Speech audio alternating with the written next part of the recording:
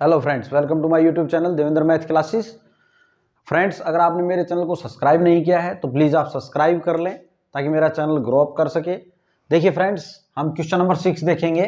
Exercise 5.2 का क्या कहता है, check whether -150 is a term of the AP 11852। ये एक एपी आपको गिवन है।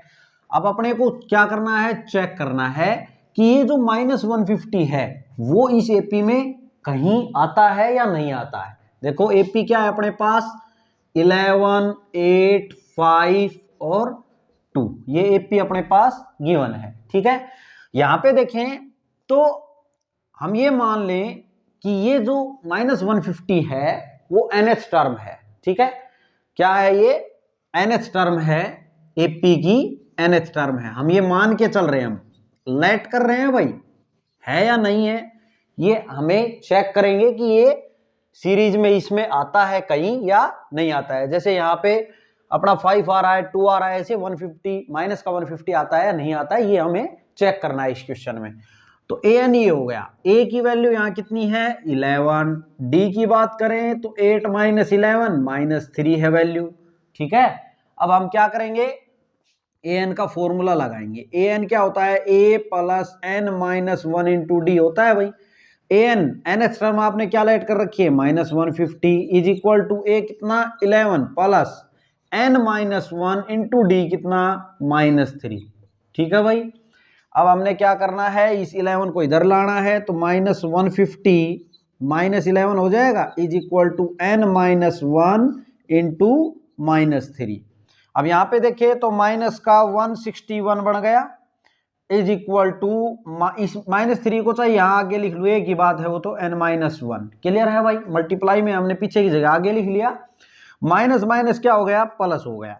ये 3 इधर मल्टीप्लाई में है तो कहाँ जाएगा, इसके डिवाइड में। ठीक है, तो 161/3 हो जाएगा इज इक्वल टू n-1। अब यहाँ पे देखे तो 3 से ये कट रहा है कि नहीं कट रहा।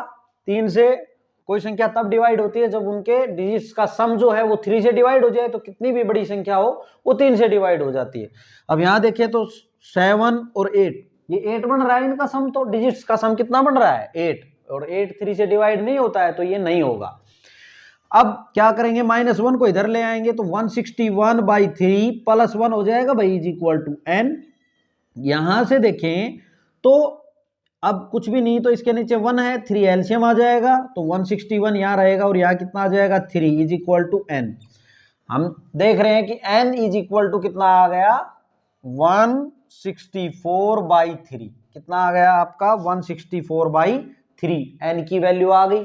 ठीक है, अब यहाँ पे देखिए 164 जो है वो 3 से डिवाइड हो रहा है, नहीं हो रहा तो डिजिट्स का सम करें, कितना हो गया 11, 6 4 10 और 1 11, 11 3 से डिवाइड नहीं होता तो ये इससे डिवाइड नहीं होगा 3 से। ठीक है, अब ये डिवाइड नहीं होगा, इसका मतलब क्या हुआ कि ये जो है n की वैल्यू यहाँ की किस में आएगी, पॉइंटों में आएगी।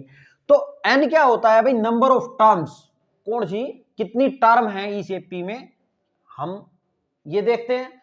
अब यहां -150 जो था वो मैंने क्या मान ली थी, nth टर्म ही मान ली थी। ठीक है, अब यहां देखो तो n की वैल्यू पॉइंट में आ रही है ना, और जबकि हम देखिए कोई भी हम बोलते हैं कि भाई इसकी third term, fourth term, fifth term, तो वो क्या होती है, इंटीजर होती है ना, पूरी पूरी होती है वो टर्म तो। और अब n की वैल्यू 164/3, ऐसे थोड़े बोलेंगे कि फर्स्ट टर्म ये और 1.5 टर्म ये, 3.1 टर्म ये, ऐसे तो नहीं बोलते हम, है ना, पूरी पूरी टर्म ही होती है।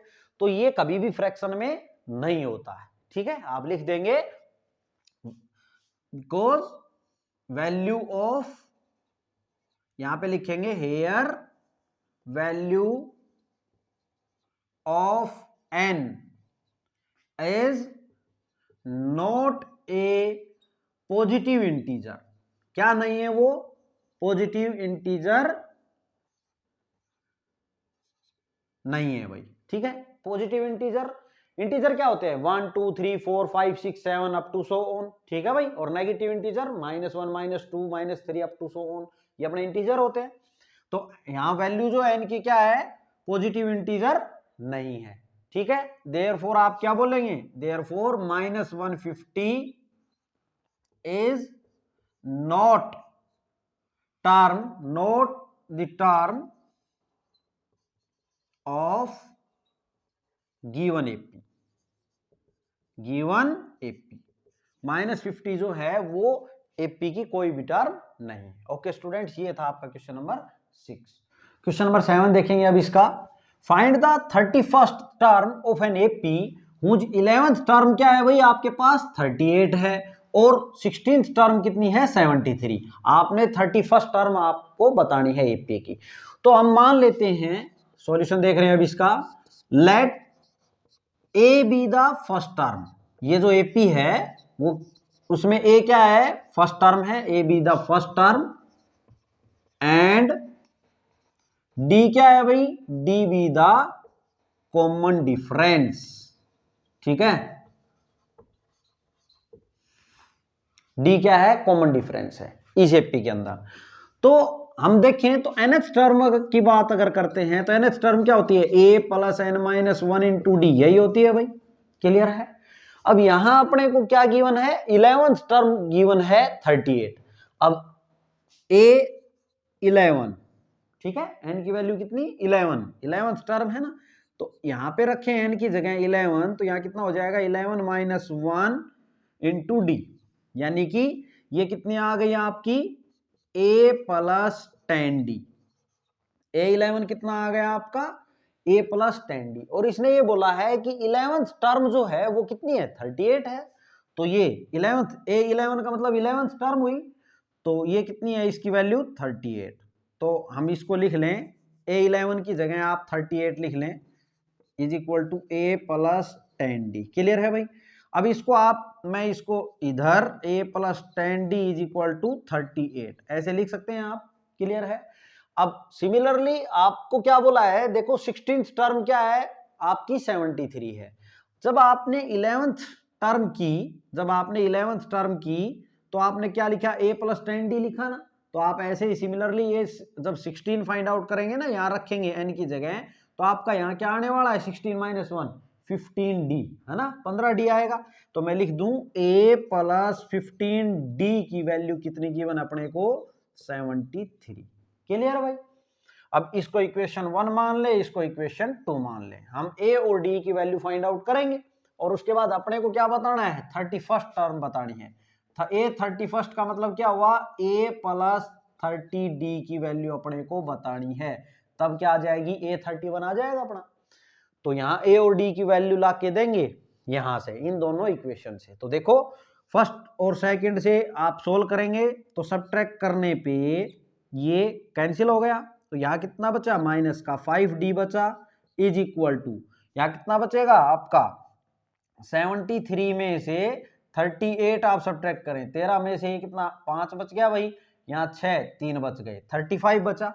किसका बचेगा, माइनस का बचेगा, क्योंकि माइनस का 73 बड़ा है। माइनस माइनस क्या हो गए, प्लस हो गए। और d इज इक्वल टू 35/5, 5 नीचे आ जाएगा मल्टीप्लाई में, तो 5 से कितने पे कट गया 7 पे। d की वैल्यू आपके पास कितनी आ गई 7।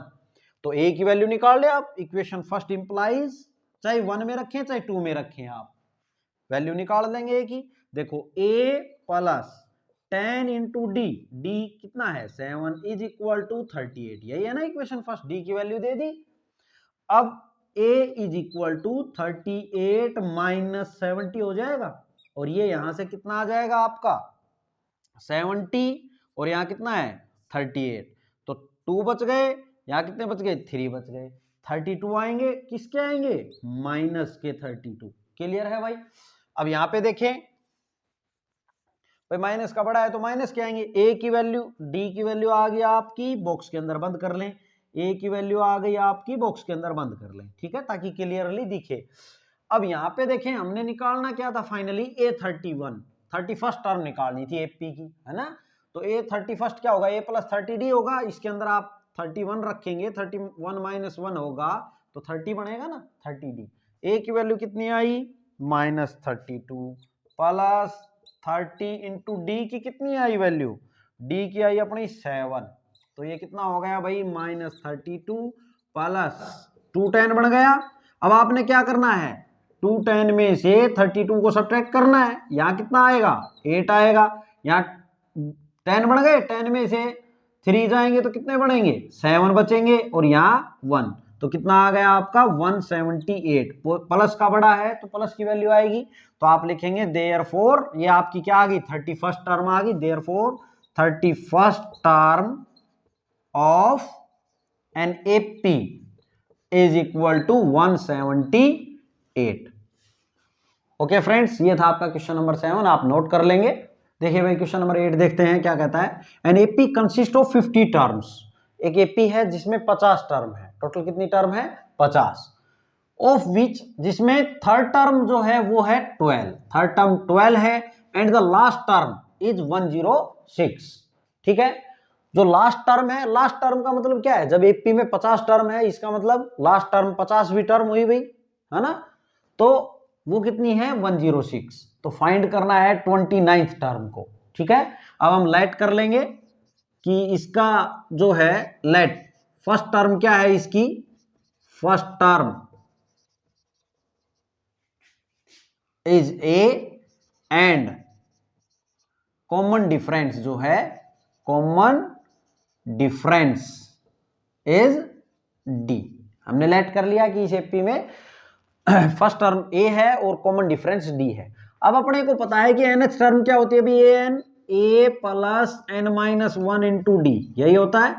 ठीक है, अब अकॉर्डिंग टू क्वेश्चन करें तो थर्ड टर्म कह रहा है 12 है, तो ए एन की जगह क्या रख देंगे 3 रख देंगे, थर्ड टर्म बोला है ना इसने, तो A3 का मतलब थर्ड टर्म ही हुई होती है।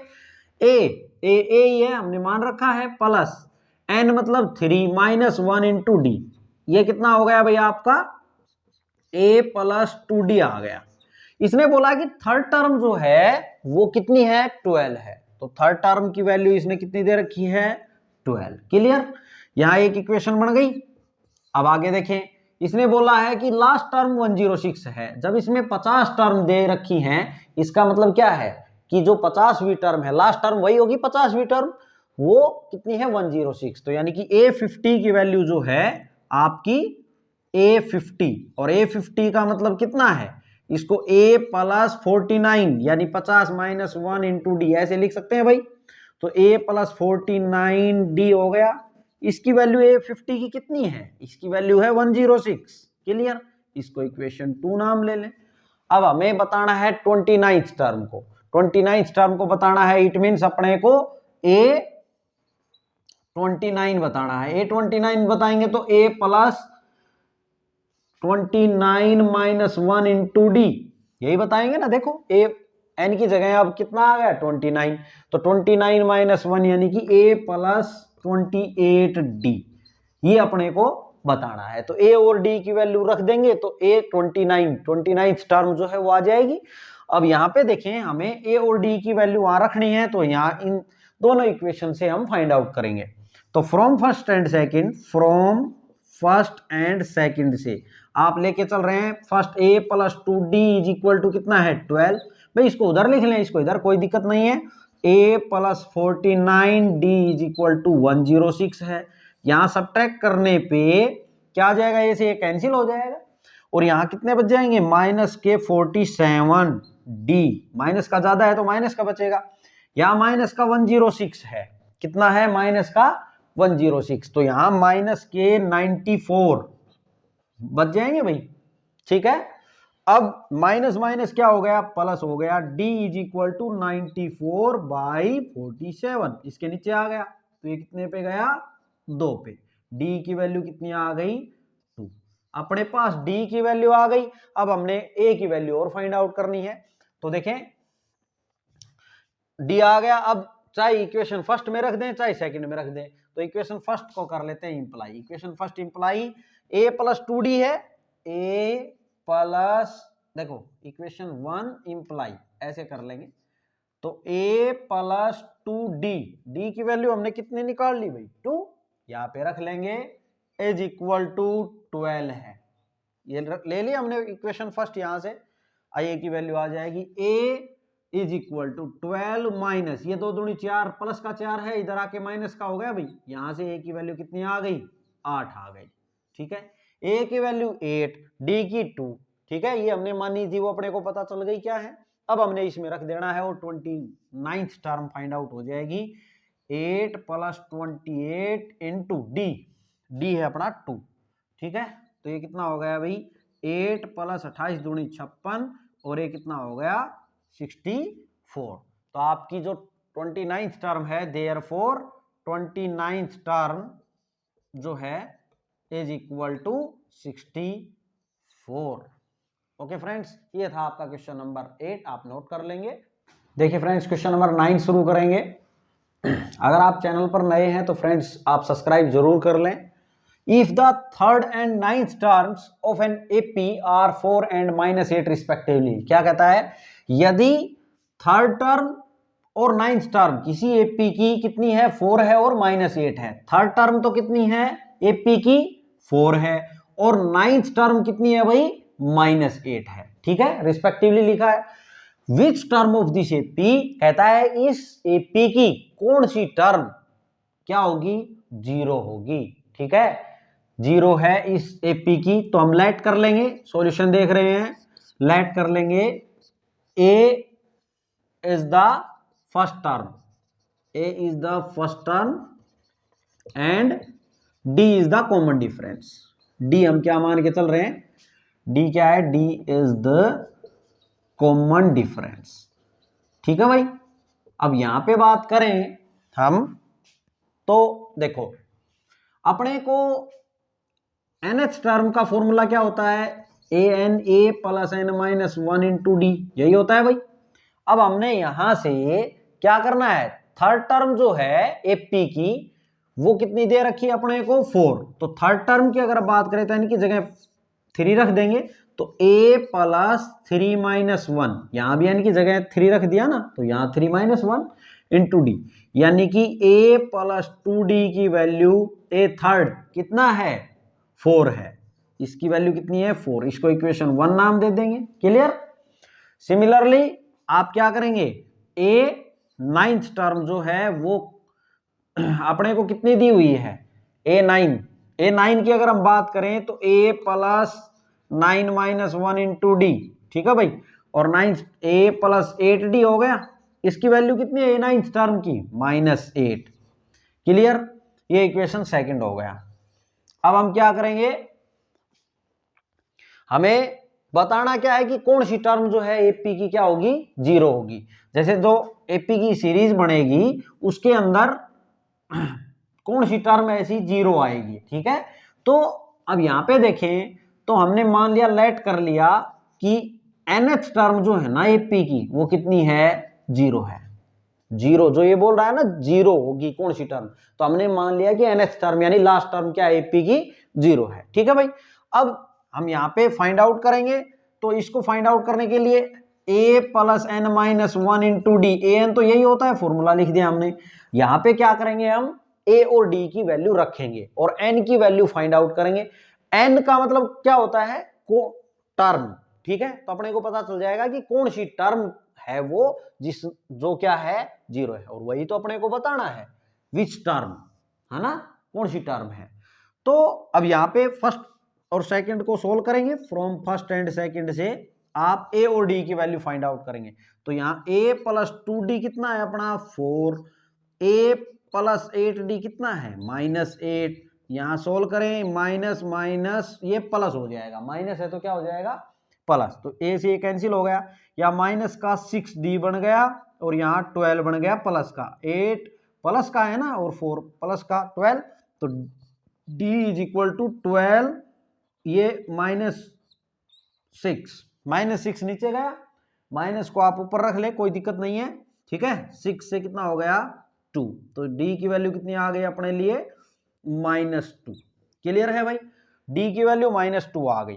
तो a की वैल्यू फाइंड आउट करें, आप फर्स्ट इक्वेशन से इंप्लाई करवा दें, तो कितना है a + 2d है ना, a + 2d, d यानी -2 is equal to a + 2d, d की जगह हमने वैल्यू रख दी, ये किसके इक्वल है 4 के इक्वल है, तो यहां से a इज इक्वल टू कितना आ गया, देखो ये माइनस का 4 और ये प्लस का 4, तो a की वैल्यू आ गई अपने पास 8, कितनी आई 8 ये 4 उधर जाएगा तो प्लस का 8 आ जाएगा भाई, और d की -2, तो यहां हमने रख देनी है ए की वैल्यू आई अपनी 8 प्लस एन की वैल्यू तो हमने फाइंड आउट करनी है और डी कितना आया अपना -2 इज इक्वल टू 0। क्लियर। अब यहाँ पे देखें तो इस -2 को अगर मैं ऐसे लिख दूं -2 n -1 एक ही बात है इज इक्वल टू -8। कुल मिलाकर क्या किया है हमने, ये तो यहीं रख लिया, यहाँ की यहीं है, मल्टीप्लाई -2 है तो आगे लिख लिया और 8 को उधर ले गए, माइनस में हो गया भाई, प्लस का था तो माइनस माइनस क्या हो जाएगा प्लस, 2 उसके नीचे जाएगा तो n -1 इज इक्वल टू 8/2 भाई, 2 मल्टीप्लाई में है ना इधर n -1 के साथ, तो उधर किस में जाएगा डिवाइड में, तो यहाँ कितना हो जाएगा 4, तो n की वैल्यू कितनी आ गई अपनी 5। तो इसका मतलब क्या हुआ कि जो पांचवी टर्म आएगी ना इस एपी की, ये जो एपी आपने बताई है कोई भी, ये जो एपी है इसके अकॉर्डिंग उसकी जो पांचवी टर्म आएगी वो क्या आएगी 0 आएगी।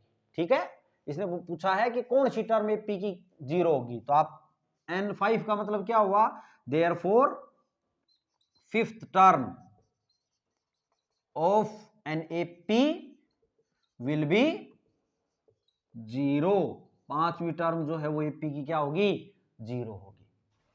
क्वेश्चन नंबर 10 देखेंगे इसका, the 17th term of an AP exceeds its 10th term by 7। क्या कहता है कि एपी की 17th टर्म जो है वो एक्सीड है यानी ज्यादा है किससे, 10th टर्म से, कितनी 7 ज्यादा है भाई। ठीक है, तो फाइंड करना है कॉमन डिफरेंस को। क्लियर, तो हम लेट कर लेंगे कि इसका फर्स्ट टर्म क्या है भाई, ए है, let A be the first term.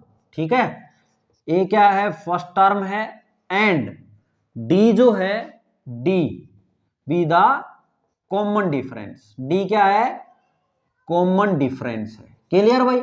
अब यहां पे बात करें तो इसने क्या बोला है, अकॉर्डिंग टू क्वेश्चन अगर हम देखें तो जो 17वीं टर्म है यानी कि A17 है वो ज्यादा है किससे, 10th टर्म से, कितनी 7, यानी कि A17 का A10 के साथ डिफरेंस कितना है भाई 7 का है ना, यही मतलब हुआ कि ये इससे कितनी ज्यादा है 7 ज्यादा है। अब यहाँ पे A17 को आप क्या लिख सकते हैं, A + 16D लिख सकते हैं, माइनस है तो ब्रैकेट लगा ले आप, ठीक है, ताकि दिक्कत नहीं आए, साइन चेंज होंगे तो बाद में कर लेंगे। A + 9D लिख सकते हैं आप इज इक्वल टू 7। यहाँ क्या आ जाएगा A + 16D - A, और ये प्लस माइनस क्या बन जाएगा माइनस का 9D इज इक्वल टू 7। यहाँ देखें तो A से A कैंसिल हो गया भाई, यहाँ कितने बच गए 7, D इज इक्वल टू 7, तो 7 से 7 कैंसिल हो गया, D की वैल्यू कितनी आ गई अपनी 1, और इसने यही अपने से पूछा था, बोल रहा है फाइंड द कॉमन डिफरेंस, तो आप क्या बोलेंगे, therefore common difference is equal to कितना आ गया 1। ये था आपका क्वेश्चन नंबर 10। फ्रेंड्स, अगर आपको वीडियो समझ आई है तो प्लीज आप चैनल को सब्सक्राइब करें अगर आपने नहीं किया है तो, और अपने फ्रेंड सर्कल में भी जरूर बताएं ताकि मेरा चैनल ग्रो अप कर सके।